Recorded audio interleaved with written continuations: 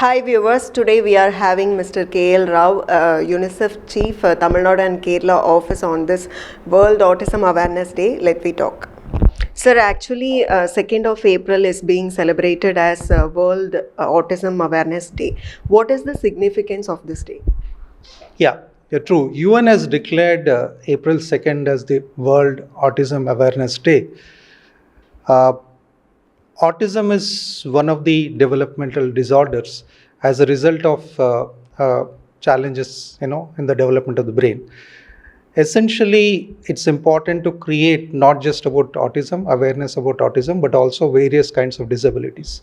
So UNICEF, which works for children, is keen to create awareness about autism, not just on April 2nd, but across the year. But however, it's important to have a particular day so that there is a recognition that is a challenge which needs to be addressed, not just by creating awareness among the caregivers. The primary caregivers in case of autism obviously are the parents, but there's a larger need to create awareness about autism.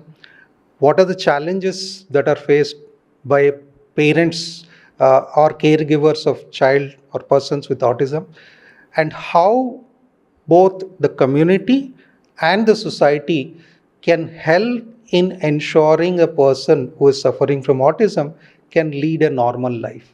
Because it's a responsibility of the community at the end of the day to ensure every person suffering with various kinds of disabilities is ensured that he leads a normal life. So that's the significance of 2nd of April, where we endeavor to create awareness and also look at the possibilities in which we can ensure the person suffering with various kinds of disabilities, including autism, is included in the developmental initiatives taken, and also kind of society makes them comfortable to lead a normal life. What is the role of parents and caretakers of children with autism? Yeah, that's a good question, because essentially most of the times the detection of autism or any kind of, in fact, disorder primarily becomes not just responsibility but also kind of a role of the parent or the primary caregiver. In fact, it is estimated by the World Health Organization that 1 in 100 across the globe has autism, which means essentially how do we ensure that autism is detected? So it's the parent who should be equipped, skilled to understand and also to detect autism. So therefore, the skills that are required for the parent, even the mother at least, and also father, the likely father, has to be properly equipped even before the child is born by creating awareness. So unless the parent is aware, the larger community, by the time they detect, it becomes too late. So as an organization, as UNICEF, we try to create this awareness by educating all the various stakeholders that are involved, be it doctors, be it the Anganwadi workers, be it the elders in the family. So by creating that awareness, detection, once the detection happens, then the diagnosis and the required skills for the parent can be provided. What is the role of UNICEF and how is it supporting the children with autism? Yeah, so UNICEF, as you all know, it's an organization which is working for children, and it's been there for last 75 years. So UNICEF has come out with a couple of years back with what is called DPAS, Disability Inclusion Policy and Strategy. DPAS is essentially a UNICEF's policy towards people with disabilities. One, how do we ensure that there's larger amount of awareness created about children suffering with disabilities so that they are included in the developmental path? And two, also how do we empower? Overall focus is to move from empathy to sympathy, from sympathy to empathy to empowerment. So DPAS aims at, on the one side, creating awareness, on the other side also exploring what are the possible ways in which we can make our day-to-day life more inclusive. For instance, most of the caregivers of people with disabilities, including people suffering from autism, have to be spending a lot of amount of time in taking care of the child, in taking care of the persons. In the process, they lose out on the economic opportunities. So there is an additional burden created on the caregiver, which results in a lot of poverty. So how do we come out with some kind of community-based inclusive models, which means essentially through collectives. If there are people suffering with disabilities, especially something like autism, where they cannot move out of the house, caregivers at a later stage, how do you provide them economic opportunities by creating some kind of communities, creating some kind of collectives which can collectively take care of the kids and also work on some economic empowerment. So these are essentially the strategy of UNICEF through what is called DPAS, which has come out 2 years back, which we are using it for essentially inclusive development, which essentially means that how do you make the society more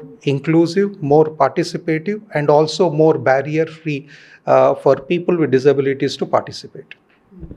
How to ensure the children with autism are not discriminated? Yeah. So the first step, what we have found is that awareness is important.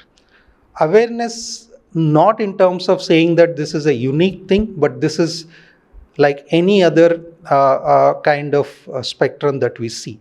Because people suffering from autism, the reason why we call it autism spectrum, basically, there is a varied impact, which is a result of development in the brain. Varied impact is there could be some people who are suffering from autism can almost lead a normal, independent life, to another variety where people need complete support throughout their life. So it's a lifelong disorder. It's not a disease. It's a lifelong disorder.